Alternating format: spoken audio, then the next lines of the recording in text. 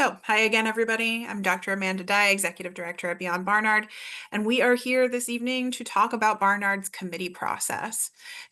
To begin that, I'm just going to share my presentation and hopefully everybody can see that. I'm excited to tell you all a little bit about what we're going to do this year, and we're going to start by talking a little bit about what I hope to accomplish this evening. First, I want everyone to be thinking about your individual readiness for application to professional programs. Then, and this is going to be the bulk of the session, we're going to talk about the purpose, timeline, and components of the committee application. Then we'll talk a little bit about the professional school application process. This will not be our only opportunity to talk about this, so please don't worry. I'm just going to give you the super quick, high-level overview of things to keep in mind about what's going to happen next summer. Oh no, I'm getting a message that says, oh, sorry. Can everybody hear me? If you can like give a thumbs up or something. Okay. Great. Sorry. And then we'll talk a little bit about resources that can help you as you are progressing through the application process, all of that sort of stuff. All right. So getting started by talking about application readiness, one of the things that is a perennial question, a persistent question for pre-health students is when is it the right time to apply? So I want to talk you through a little bit about how you can assess that for yourself. First, there are some really, I think, like practical, logistical things to keep in mind. First of all, whether you're going to complete your undergraduate program in time. Applicants who are submitting applications in summer 2026 are asking to begin a professional program in fall 2027. Um, Will you be completing your pre-health science courses by, I should say, spring 2026, since you're going to be applying in 2026? And will you successfully complete your entrance exam no later than early June at the very latest, if you are applying for professional programs this summer? Keeping in mind that you need minimally probably about 3 months of full-time prep.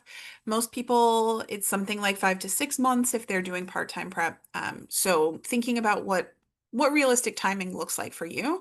And then finally, your application portfolio. Aside from your courses, do you feel like the rest of your application is going to demonstrate your preparation for your chosen professional program by the end of spring 2026? Keeping in mind that you're going to be putting into your application only things that you have done at the time that you submitted. So things that you can do right now as you're thinking through these questions and deciding about your readiness are, first of all, to calculate your BCPM or science GPA. You should be using the course classification guidelines of your intended application service. This is really important for everyone to know. The science GPA for an MD program is not exactly the same as the science GPA for a dental program, or exactly the same as the GPA for an osteopathic medical program, because each of these application services have their own standards.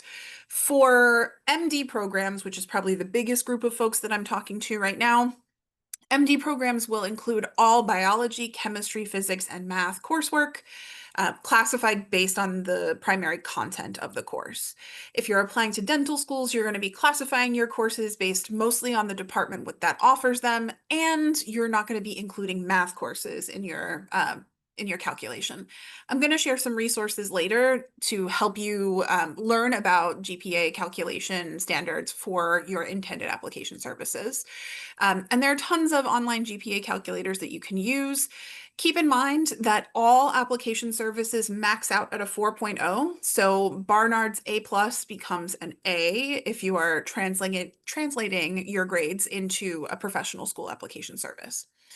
If you're still taking classes, you can definitely project your grades, thinking about where you are with what's going on this semester and maybe what you expect to happen in the spring, so that you have a decent idea of, by the end of this academic year, what are professional schools going to see when they look at your academic history.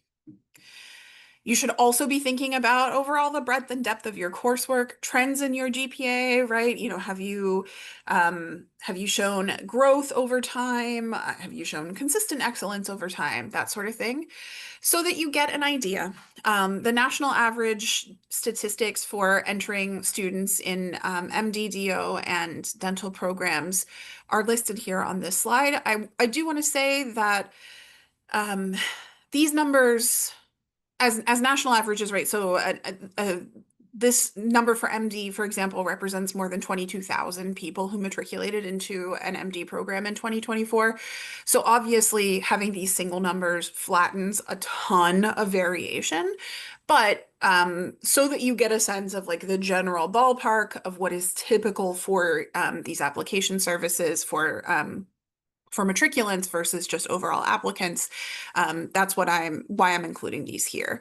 It's also important to know that individual school medians and ranges are very, very important to understand in this process. And I'll talk about that. I'll do an event early in the spring semester on building your school list. We'll talk in a lot more detail about that. But it is important for you to be paying attention to what is typical at the specific schools that you're hoping to apply to. So ways that you can find out this information include MSAR, one of my best friends. It is a subscription service, but it's not super expensive. For those who are looking at osteopathic medical schools, the Choose DO Explorer has a lot of important information. It's not a paid service, but you just have to register to use it.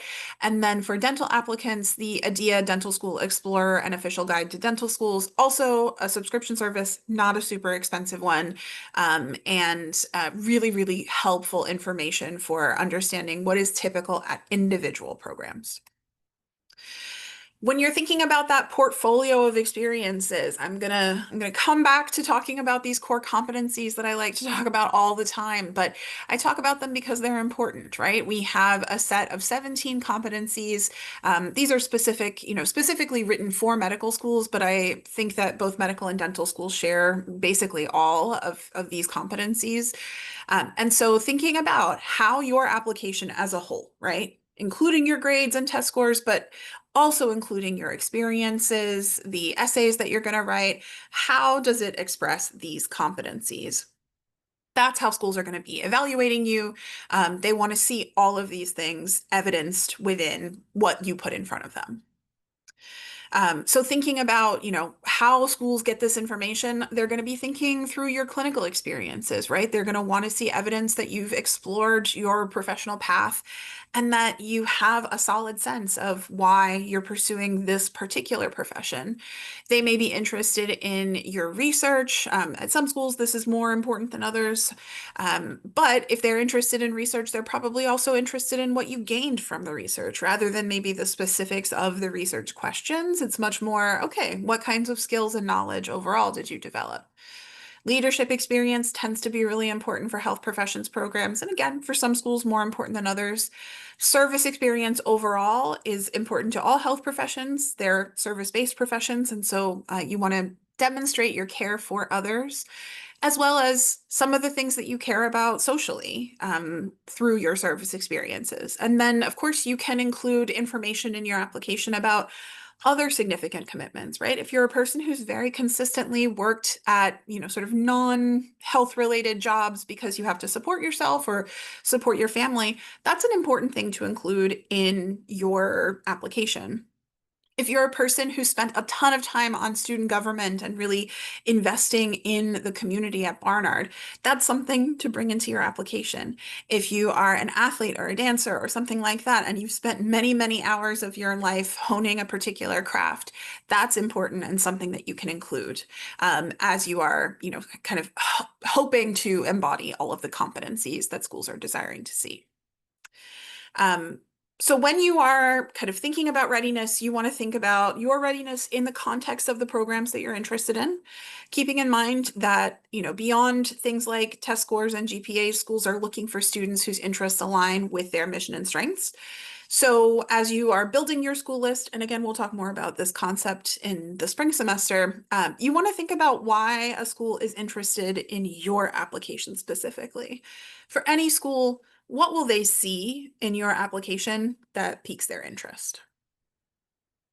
Okay, so now I want to talk to you about the nuts and bolts of the committee process itself, which is why you're all here. So let's dive right in. What is a committee letter? This is a really a good question and a fundamental one, and sometimes I forget that not everyone writes them all summer long like I do. So for those of you who do not do my job, a committee letter is a narrative introduction, essentially, right? So it is a way for your undergraduate institution to kind of highlight important aspects of your portfolio. It's a document that is typically only requested by medical and dental schools. There are some historical reasons for this. And, to be honest, different schools have different processes, different kinds of letters. At Barnard, what we try to achieve is for each candidate, providing a perspective on academics, research, clinically relevant experience, and community service, as well as any other big activities that are important to an individual person. So it's not an evaluative letter. It's not a letter that says we recommend or do not recommend. It is much more a letter that hopefully tries to highlight for the school things that we think are very important for them to know about your candidacy. We designed the committee process specifically to support applicants. We want you to enter this process with the knowledge that the reason we're doing this is that it's going to help your application be better. We're going to ask you to write some things. We're going to ask you to participate in an interview, and I'll talk in more specific detail about those. But the baseline goal here is that we're going to help you create and refine materials that you will use to apply so that when May comes around and you can actually log into those application systems, you're going to be ready rather than scrambling to put things together. The committee process necessarily includes some introspection, right? We want you to be thinking about why you're doing what you're doing and how you are presenting your candidacy. We also are going to offer more workshops over the course of the spring semester, and you'll have opportunities to engage with advising. So while the committee letter is there, the process is not just about the letter. The process is the point of what we're doing. So that everybody understands, the way that we generate the committee letter is, number one, information gained from your actual written application, which I'll talk about. Number two, information and observations gained from your committee interview, which will happen in the spring semester. And number three, insights from individual letters of recommendation that you will request and have sent to our office. All of these three sources of information help us to create an individualized committee letter for each candidate. When we have the committee letter written, we're going to create a single document that has your committee letter, all of your individual letters of recommendation that are submitted to our office, and a standard cover letter that just explains a bit about Barnard's curriculum and things like that. All of those things in one PDF, which we will share with your application services. This is just a kind of quick timeline, things to keep in mind as you are preparing over the next few months. This timeline is available under the pre-health advising resources section in Handshake. But things I want to highlight, right? Now is a good time to be thinking about whom you might ask for letters of recommendation, to be thinking about your exam date and your plan for preparing for your exam and starting to research programs. And the rest of this, we're going to go through together as part of the process. You do need to know that there's a slightly different process for first-time applicants versus reapplicants. You are a first-time applicant if Barnard has never submitted a committee letter to an application service on your behalf. If you have done part of the committee application or even conducted a committee interview in the past, but ultimately did not apply to professional programs, you're considered a first-time applicant because we're talking about your status with respect to professional school application, not the committee process. If you are a person who has requested a committee letter in a previous cycle, then because you have applied to a standardized application service, then you're considered a reapplicant. If you have questions about your status, do let me know. But This information is important because of the dates and deadlines. So the committee application is going to open for everybody in November, November 19th, and it's going to be due for first-time applicants on January 29th. It's important for us to have this earlier deadline so that we can schedule interviews for candidates. If you are a reapplicant, you have a little bit longer until March 5th to submit your application. We'll do interview scheduling for first-time applicants in February and then interview scheduling for reapplicants in March. The interviews themselves will take place in March and April. And then you'll be able to request your committee letter as soon as you have submitted your application beginning in the month of May. Letters of recommendation are due by May 15th, and the last day to submit a request for a committee letter is August 1st. That means that the last day that you can have a committee letter and the last day you can submit your application to professional programs is going to be August 1st. The actual program deadlines are much later, but it's important not to pay attention to those deadlines because they are a little misleading. Instead, we are going to ask that everybody plan to apply before August 1st. You're going to get a lot more information about accessing the actual application, but this is the most important thing to take away from this evening. You need to see a page like this in order to start the application properly. So you have to complete this start page. You should not start the application from a page that looks any different from this. Otherwise, you're not going to get the full application and we will have a cascading set of problems. You're going to receive a direct link to this page to begin your application on November 19th. I'll send those out via email. When you submit that first page, you're going to be asked either to set a new password or to log in using your existing credentials. We house this application in Slate, so those of you who have applied for admission or financial aid through Slate already have an account with the system. The committee application is going to ask for a bunch of different things, including a little bit of demographic information. We're going to ask you to acknowledge the statement of understanding, which provides basically the set of dates that I just went over, as well as, just sort of general policies around the committee letter. We'll ask you to complete the FERPA waiver, to upload unofficial transcripts and calculate your GPAs. You do not need official transcripts for the committee process. We'll ask you to upload a copy of your resume or CV. This is for use by our interviewers. You should know that the medical and dental school applications aren't actually going to ask you to upload a resume or a CV document. They're going to ask you to do something else instead. We will also ask you to disclose any institutional actions on your record, whether academic or conduct related. You'll complete several applicant essays. Those of you who have completed some or part of the committee application in the past, those essays will be a little bit different from last year's, but not entirely so. And we have a 5,000 character maximum for each essay. It is not a minimum. We intentionally set the maximum really, really high so that if a person has a lot to write about for a particular question, they can. You should be trying to answer the question completely in the space that you need to do that.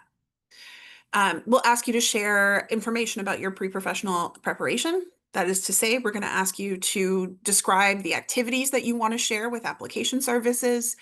We'll also ask you to provide a draft or outline of your personal statement and a list of evaluators, recommenders. You are able to add folks to this list after the initial submission deadline. So that means, let me say very clearly, that if you are a first-time applicant, you do not have to have everyone listed in this list by January 29th. You can add to it after the initial submission deadline.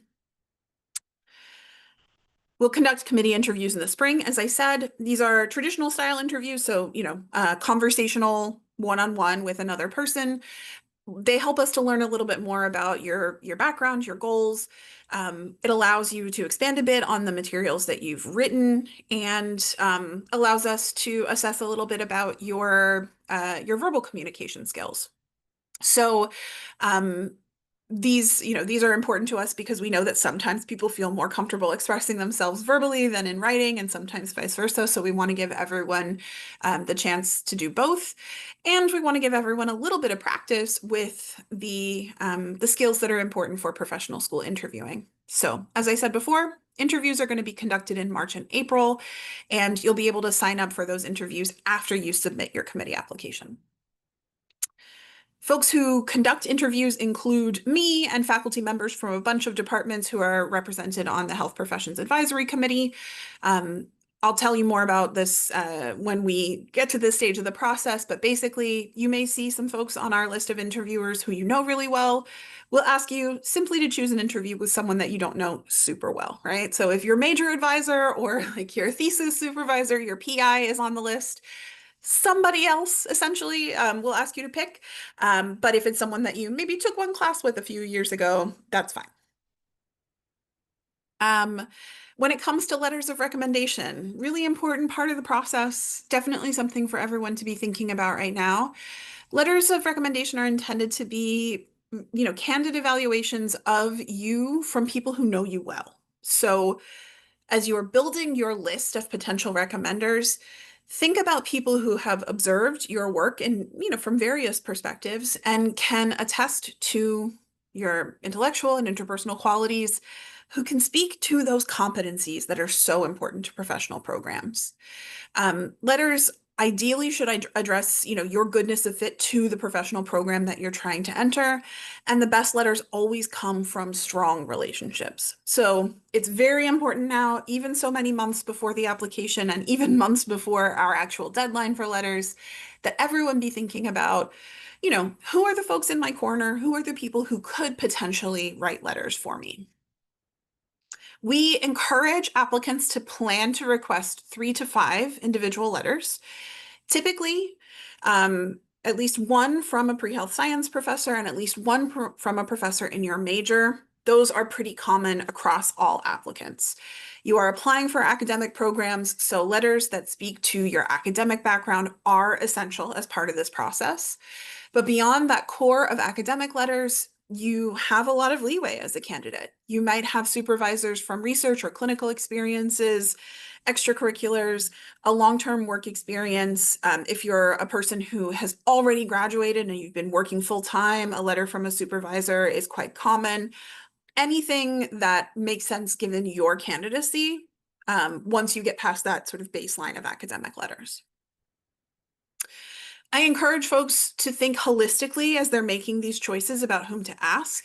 You want to think about what each letter is going to add to the understanding of your candidacy, right? So you don't want 5 letters that are all going to say exactly the same thing about you. You want 5 letters from people who have different, maybe overlapping, but not entirely so perspectives. You want people who are able to talk about different aspects of your candidacy and help the reader of your application really understand you from as all-encompassing a perspective as possible. It's very important for everyone to know that once you request a letter and we receive it, it remains a part of your file with us and we do not remove it. We will always share all letters that we have on file when we compile a committee letter. And this is also true for reapplicants. Letters from previous cycles can be updated, but they cannot be wholesale removed from your portfolio. When you request a letter of recommendation, we're going to ask you to complete a privacy waiver for every writer, and you'll be able to request them and track them through the committee application. I want you all to know that we do check these letters individually as they come in, so it's not an automatic kind of check off that a letter is received. Sometimes it takes a little bit more processing time. If, for example, the writer forgot to sign it, we need to send it back to them and ask them to add a signature, or maybe the letter writer accidentally put the wrong pronouns in the letter and we ask them to make that correction. But typically we're able to mark a letter as received within 1 to 2 business days after the complete and correct letter is received. And then, as I said before, an unabridged copy of every letter that we have on file is submitted with your committee letter, and all letters of recommendation will need to come to us by May 15th. You'll be able to request your committee letter after you submit your primary application. So if you're applying to dental programs, after you hit submit on your ADSAS application is when you can request your committee letter. As part of the request, you can provide us with updates. We'll ask you for a little information about your centralized application, and we will ask you to provide a copy of your submitted application. This is so that we can see all of the final versions of your activity descriptions, your personal statement, etc. And I'll talk more about this process in the spring. For now, we'll move on. How can you get started between now and November 19th? Start calculating your GPAs. Easy to do, and important if you have credits from other institutions. Maybe you transferred to Barnard or you've taken some summer courses at another school. Make sure that you have copies of your unofficial transcripts from all of the institutions you've attended so that you can include all of your coursework in your GPA calculations. You can start drafting your activity descriptions for up to 15 activities that you want to share with our committee. You get a maximum of 700 characters to do this in the committee application, so it's not a long paragraph, but a paragraph nonetheless. You can review your resume or CV with a peer career advisor at Beyond Barnard if you want to make sure that the formatting and everything looks great. You can start thinking about your potential list of letter writers and make sure that we have your correct contact information in Handshake. Okay. Woo. All right. So quickly, I want to move on to professional school applications, things that I want everyone to be keeping in mind about next summer. Firstly, these applications are expensive. This is an unfortunate reality of the application process. However, if you have financial need and you think that you might be eligible, it's absolutely worth it to check out the eligibility criteria for various fee assistance programs. The most robust of these is the one sponsored by the AAMC, which oversees MD education in the US. So if you're applying for MD programs, the fee assistance program is it's really robust, tons of benefits, including MCAT prep materials, reduced registration fees, up to 20 schools you can apply to for free, tons and tons of great stuff. Please do check this out and apply if you think you might be eligible. If you are a dental school applicant, you can apply for a fee assistance program via ADSAS. However, you wouldn't apply until May of your application year. So you've got a little bit more time. And then similarly for DO applicants, there is a fee waiver for a COMAS, and you apply at the start of your application cycle. So typically May or June, depending on when exactly you submit. For the AAMC program, the first one, there really aren't limits to the funds. They will typically approve anyone who is eligible. For dental and DO programs, the funds are much more limited, so you do need to pay attention and apply kind of as soon as they open up. You'll need to be thinking about entrance exams, of course. I'm sure everyone is. Folks on this call are likely planning to take either the MCAT or the DAT. You should learn a little bit about what's on each of the exams. Think about preparation tools. Note that if you have AAMC fee assistance, you do get some free MCAT prep materials, which can be really helpful. It's very important if you haven't done this already, but you have an idea of when you want to test, it's really important to build a study plan considering all of the obligations that you're going to have over the next few months, and make sure that you're building in time very consistently in your schedule to practice, to get familiar with the structure of these exams, and to do full-length practice exams in the lead up to your test date.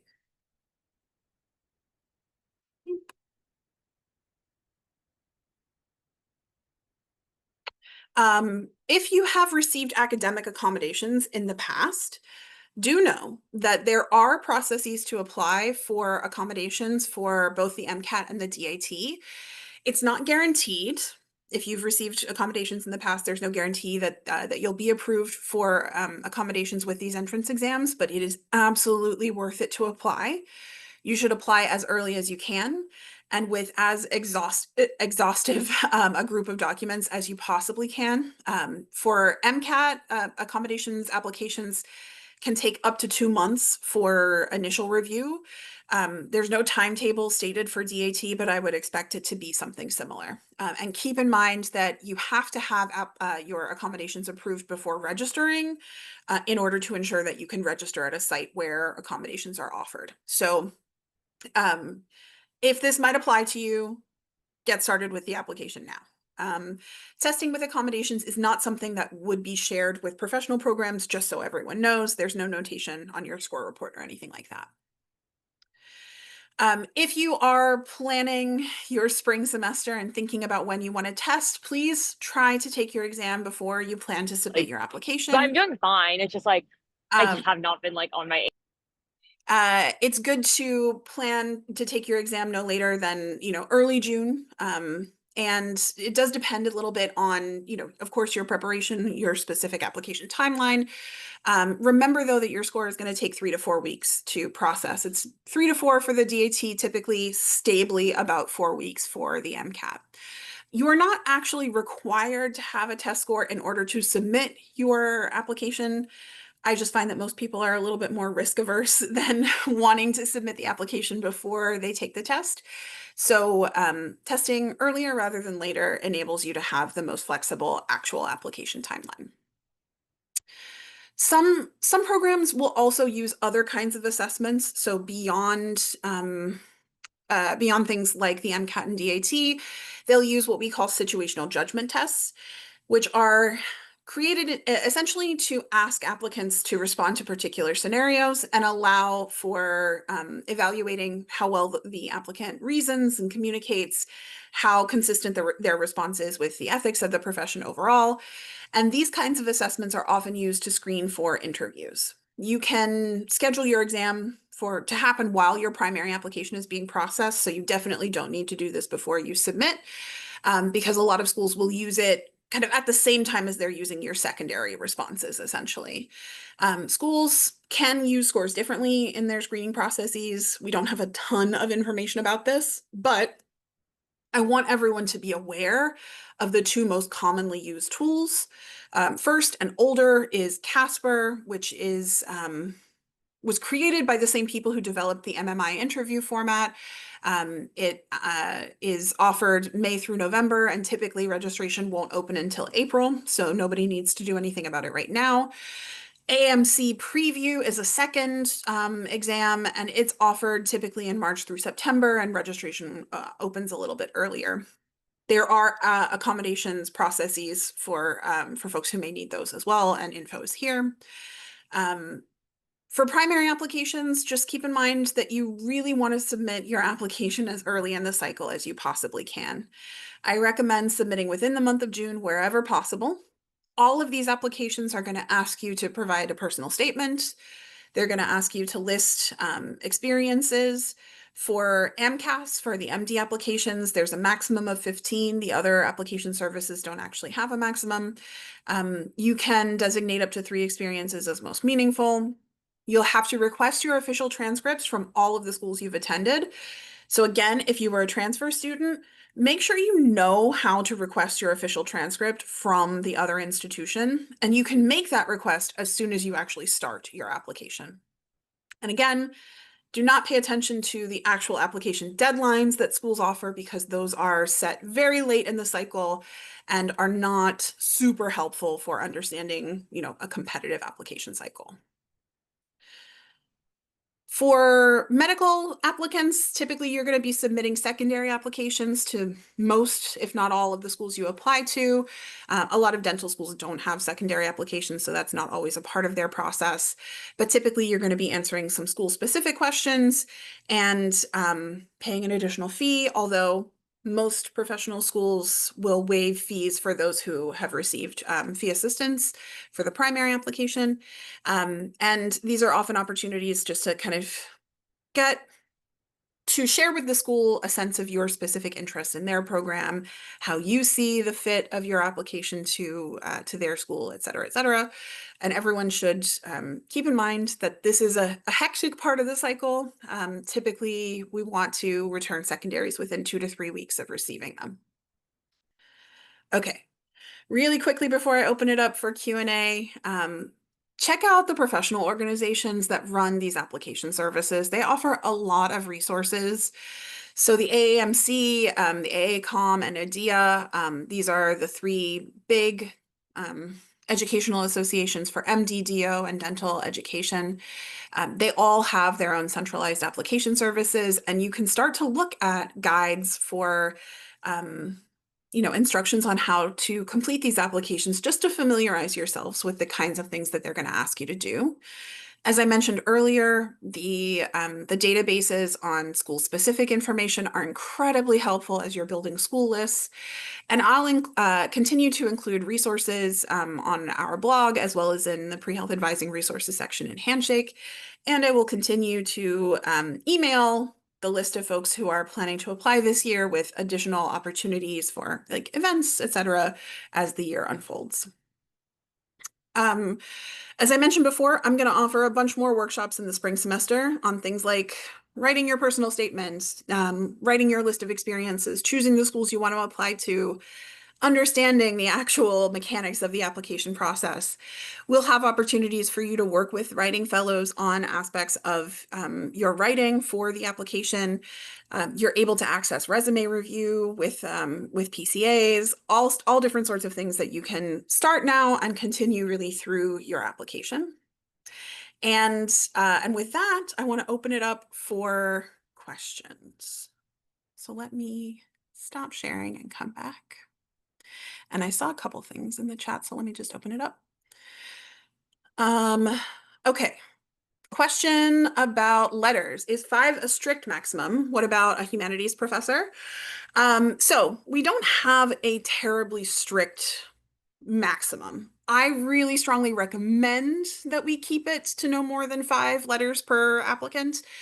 Because I find that a lot of schools will just not read too many applications. It is, whether or not you include a letter from a humanities professor depends on whether you have a close relationship with a humanities professor who can write to you, who can write about your candidacy. I don't personally subscribe to the idea that there needs to be a checklist of particular letter types,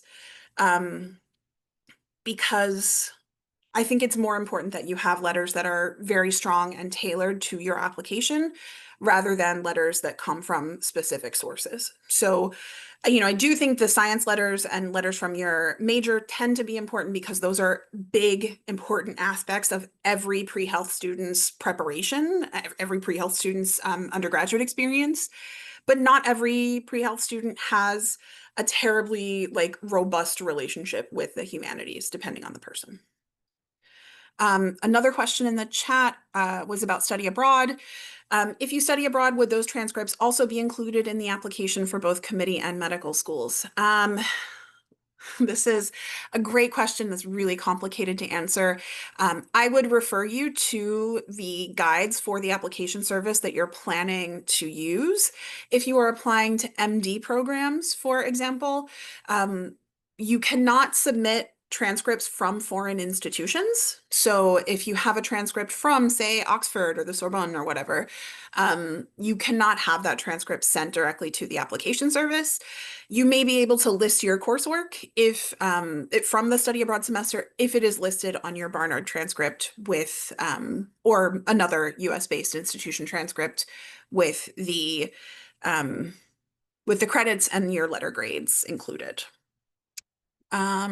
Another question. For MD PhD applications, should we be meeting with other advisors and beyond Barnard? Is this distinction made in the committee application? The committee application will ask you to identify any kinds of programs that you think you might apply to. So you could, you could choose MD PhD as a type of program that you're thinking about applying to. I would say I probably have the most experience working with MD PhD applicants among my colleagues at Beyond Barnard. So there's not really a difference in terms of my recommendations with respect to advising, although I do think that it's crucial for MD PhD applicants to be talking to their research supervisors and mentors about the choice of programs that they apply to. It's really, really important that you are working with subject matter experts who know your field, who know the research, to help you identify programs that might be a good fit. And I'm going to pause on the questions from the chat here because Isatu, you've had your hands up for a while. So I'll open it up for you. After that, I just have quick question or more of like clarification. If if you did the committee process last year and you decided to put the application, even though you had like the letter writers and they submitted their recommendation letters, do you still fill out the form this year as a new applicant if you didn't submit like a application to a school or send a committee letter to a school? Yes. And if so, do you have to like get the new letter writers or can the letter writers who already submitted stay where they're at? Yes. So if you have applied, if you've submitted a committee application in the past, but then ultimately didn't end up applying to professional programs, and maybe we have some letters on file, you do need to submit a new committee application, and you would submit by the first time applicant deadline. So the January 29th deadline. We still have the letters that were submitted last year on file, so those letters do not have to be resubmitted. Any letter writers who want to update their letters certainly can. And if you have any new letters that you want to add, that's a possibility as well. Thank you. Absolutely. Okay, there's a request to share one of my slides. I'm going to go back really quickly to my presentation. Do.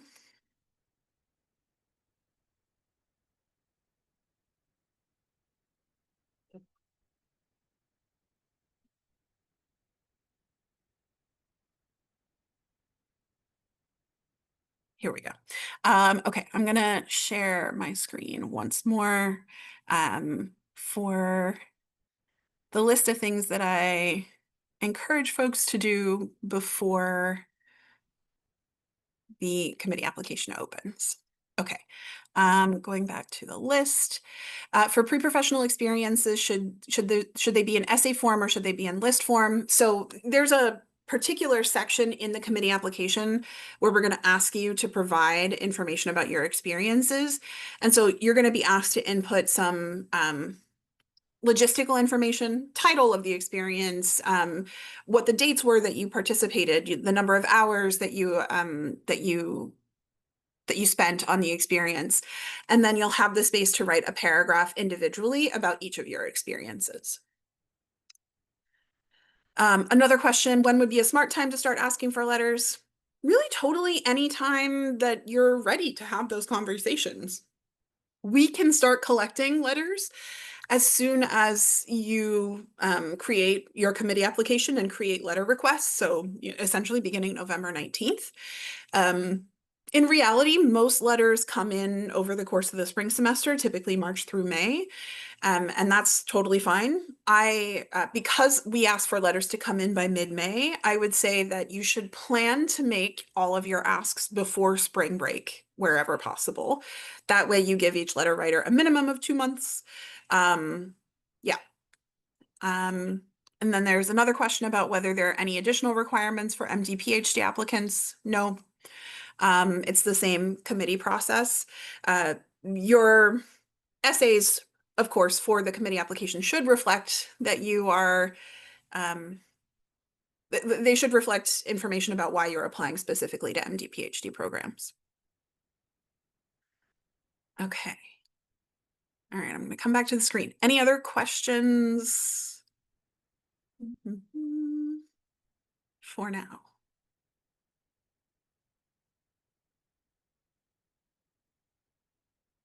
There's a question, if we have a letter on file, does the writer have to update their letters or is that optional? It is optional. And if they do, if they do update their letters, we will replace the old one with the new one from the same letter writer. So one letter per writer is included with the committee letter.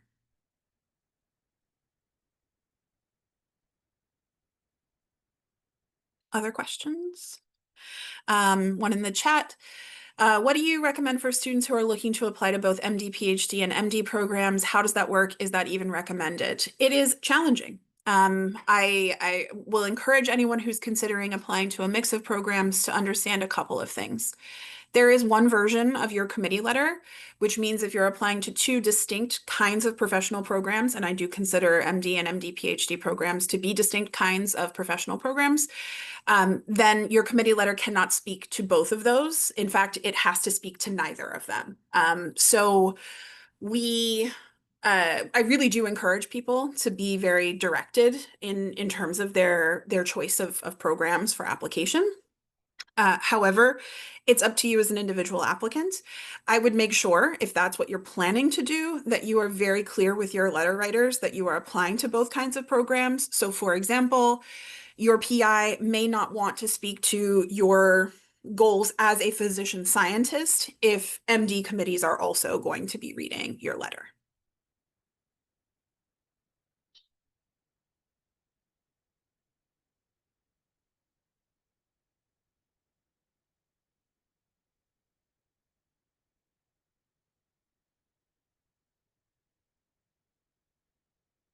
Another question, are honors and awards typically included in the activity section, and what should the description be? That's a possibility, yes. In all of these application services, there is like a potential category for like awards, honors, that kind of thing. So it's definitely something that you can include.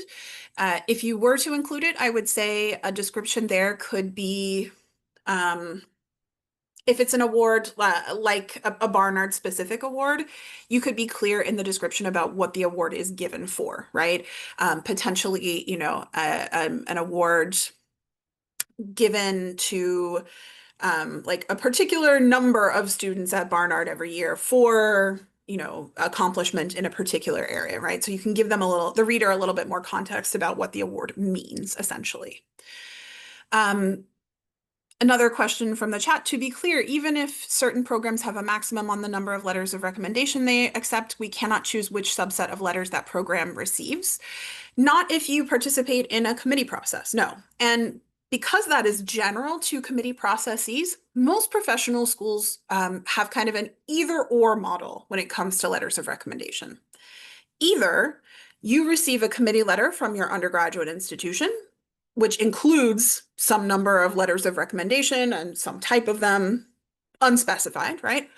Or you apply with individual letters that conform to very specific standards set by each individual school. So when a school has, a list of particular letters that they say that they want, if a person is applying with only individual letters, they typically allow more flexibility and leeway if a candidate is applying with a committee letter, because they know that, generally speaking, committee processes don't allow students to pick and choose which individual letters they include. Another question in the chat, should we be calculating reporting our science GPA only or both science and overall? Good question. The committee application is going to ask you to calculate and report both your science and overall GPAs. And that's going to include all of your coursework, summer courses, transfer credits, all of that sort of stuff. Any college credits that you have are going to factor into your GPA calculations for your application services.